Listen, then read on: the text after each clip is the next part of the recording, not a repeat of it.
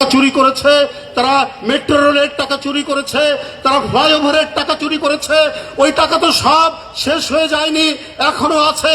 ওরা গ্রামগঞ্জ তৃণমূল থেকে আদার বাদার প্রত্যেকটি জায়গায় সন্ত্রাস আর রক্তের হোলি খেলা খেলতে পারে, তার বিভিন্ন আলামত আমরা বিভিন্ন সময় দেখতে পাচ্ছি। তাই জাগ্রত তরুণ সমাজ, ছাত্র সমাজ, তারা কোনোদিন ঘুমায় না, ইতিহাস সেটি বলে না, তারা জাগিয়ে থাকে। তাদেরকে আরো লড়াই, আরো সংগ্রাম, আরো উদ্দীপ্ত পথ চলা মিছিলের জন্য তাদের প্রস্তুত থাকতে হবে।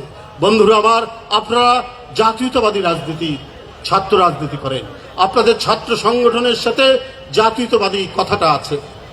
এই জাতীয়তাবাদী কথাটা, শব্দটা যতদিন এটা থাকবে যুক্ত, ততদিন আপনাদের মনে রাখতে হবে যে আপনারা দেশের জন্য, দেশের মানুষের জন্য এবং দেশের গণতন্ত্রের জন্য আপনারা অব্যাহত আন্দোলনের কর্মী। আপনারা বন্ধুরা আমার, আপনারা যখন এই দেশের গাছে গাছে কোকিল গান গায়, এই দেশের গাছে গাছে যখন দোয়েল সমা ডেকে উঠে, তখন মনে করবেন আপনারা এই মৃত্তিকার সন্তান।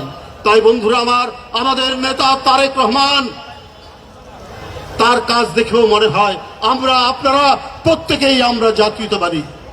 বন্ধুরা আমার, তিনি শুধু কৃষক কার্ড নয়, তিনি শুধু ফ্যামিলি কার্ড নয়, তিনি রেড সিগন্যাল দিচ্ছেন, সেই রেড সিগন্যালে প্রধানমন্ত্রীর গাড়ি দাঁড়িয়ে যায়। এইটাও একটি জাতীয়তাবাদী চিন্তা, চেতনা, দর্শনের বহিঃপ্রকাশ। তাই আপনারা সেই তারেক রহমানের আদর্শিক সন্তান। আপনাদের সময় হয়ে গেছে। আমি আজকের এই যে মোমবাতি প্রজ্বলনের এই অনুষ্ঠান সার্থক হোক, সফল হোক, সেই শুভকামনা জানিয়ে আমার বক্তব্য শেষ করছি। ধন্যবাদ সবাইকে, শুভেচ্ছা সবাই।